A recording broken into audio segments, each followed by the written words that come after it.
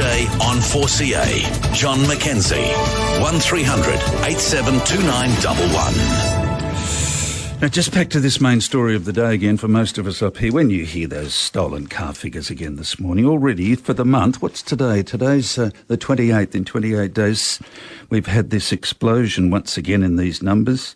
82 stolen cars for the year, already 745 stolen. Every one of those is a case of misery and suffering, despair. It goes on and nothing significantly being done until perhaps today. Please let me quote from the Courier Mail. Young criminals found guilty of murder face a maximum life in prison. Those who steal cars risk being hit with up to 10 years in jail. That's what it reads here. It's in black and white in the Courier Mail under the state government's landmark adult crime, adult time laws. The reality is everybody says we've been promised wonders in the past and they failed to materialise. Now, the tough new laws, which are to be introduced today during Parliament's first sitting day, would also double the maximum sentence for children found guilty of burglary, serious assault of a police officer, carjacking and robbery from 7 years to 14 years.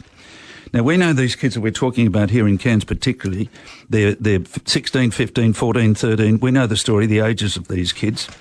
Is this government going to have the ability or the courage, the spine, whatever you want to call it, to actually withdraw these kids from access to our homes and our cars, etc.? And, of course, the number of people that are getting bashed in our streets, that's another feature that needs to be addressed. Now, David Crisafulli, in what is the LNP's first piece of legislation since winning government, they've only been in 2 seconds, will introduce the signature youth crime laws, ensuring that children who commit serious crimes face adult punishment. That's what it says, adult punishment. Those crimes will include murder, manslaughter, grievous bodily harm, wounding, serious assault, robbery, burglary, breaking and enter, dangerous operation motor vehicle, unlawful use motor vehicle and unlawful entry of motor vehicle. Look, just briefly, it says the new laws will increase the sentences the courts can dish out to children. But Sentencing Advisory Council data shows the average punishment handed out to adults for the same offences is far less than the available maximum. Is that the key to us getting an understanding of what actually might prevail as a result of these laws going before the Parliament today? As always, I turn to the Associate Professor of Criminology at Bond University, Dr Terry Goldsworthy. Good morning. Yeah, good morning, John. Terry, are we going to see any relief from this explosion of crime in North Queensland? Look, where the adult time, adult crime provisions will hit, I think, and I haven't seen the detail yet, we'll see what comes out in the bill today, will be offences like murder, manslaughter. So for murder especially, you'll see youth offenders will now get life, which is 20 years before they can apply for parole for a baseline murder. I think that's a good outcome. You want to go and kill someone in circumstances of murder, then the punishment should fit. And, you know, if you look at the example of Emma Lovell, who was stabbed to death in her own home 2 years ago, with a couple of young offenders came in there armed. One walked free. The other one got 14 years. Now, he's appealing that sentence as being too severe. This legislation, the way I understand it, will remove that. He'll get 20 years, and that'll be the mandatory sentence that he has to get. So I think it's good in terms of murders. I don't think it'll make any difference, as you alluded to, in terms of property offences. The data that we see clearly tells us that no one ever gets anything like the maximum sentence. And you're talking about youth offenders, for instance. You know, if you look at unlawful use offenders, data that was available from the Sentencing Council last year showed that I think 6% of youth offenders got a detention outcome. So it's going to have minimal impact in terms of that. What it will do, though, I guess, is, you know, it's going to remove the artificial ceiling of 10 years and whatever else that judges could hide behind in terms of sentencing youth offenders.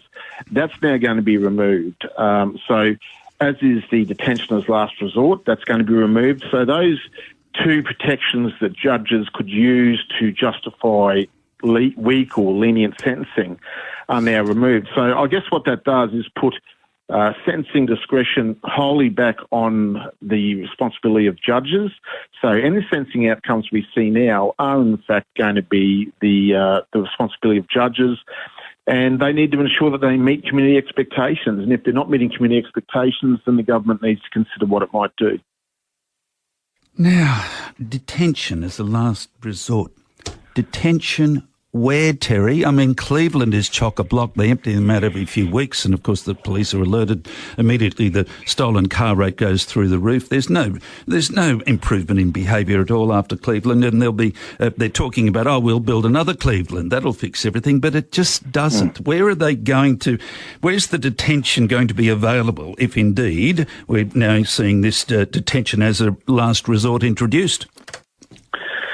Yeah, well, I mean, it's going to be removed, so there'd be a better option for them to be detained. But you're right, the capacity isn't there. Yes. And that, I don't hold the current newly sworn-in government responsible for that. That's a strategic failure by the former Labor government, who went soft on crime and therefore didn't see a need to have detention capability because they didn't intend to detain anyone. So that's now come back to hit us. That will take a couple of years to fix up, I suspect. But I guess in real terms, if we look at this problem and go, yes, we've got the highest crime rate in Queensland for 20 years, and it looks like it's going to stay as high for the next 12 months as well.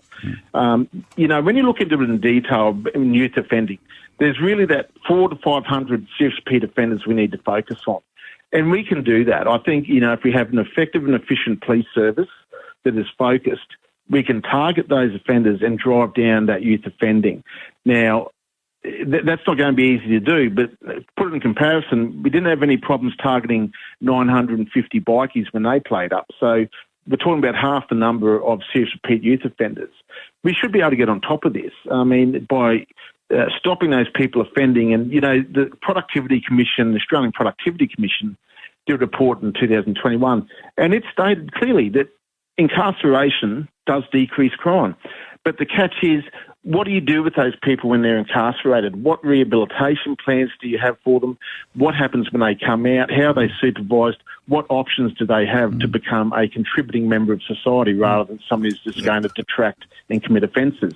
That's where the LNP government's going to have to show, yes, we can be tough on crime and we're going to protect the community when they're in the crime phase, but after they've done or when they're doing their sentencing, what are we doing to stop them reoffending? If you're going to be targeting these, 600-odd offenders or whatever, where the hell are we going to find the police, Terry? I mean, they're leaving in droves. It's just the opposite of what we want to see at the moment with the strength of our police forces. Well, yeah, and I guess this is one aspect of the government, new government, that interests me, because Christopher Foley has made it very clear that accountability, and transparency are important in terms of setting performance criteria for ministers, and I would expect also for chief executives, a la the police commissioner. So I would hope that those performance criteria are made public, so we can go in 12 months and go, okay, Commissioner Goldsworthy, this is what your performance criteria are. Have you achieved them? And, Christopher Foley has been very straightforward in saying that if they don't achieve it, they're gone. So there's now pressure on these people in these high-paying, privileged positions of power to perform. And if you don't, then you shouldn't be there. Terry, I do detect a note of optimism there, and I've got to say I'm encouraged by that, because a whole lot of listeners can't find any reason for optimism yet. So I appreciate your contribution there. No, John, I mean, it does seem like a big problem, but when you break it down, you look, okay, we don't have to look at, 50,000 youth offenders. We're looking at 400 to 500. And what are they doing? How are they doing it? I mean, it's quite easy to analyse that and go, this is what we need to fix. And you just got to have the money, the willpower, and the right people in the right positions to do it. These things aren't going to be cheap. If you want to divert people, you need to have good programs that cost money.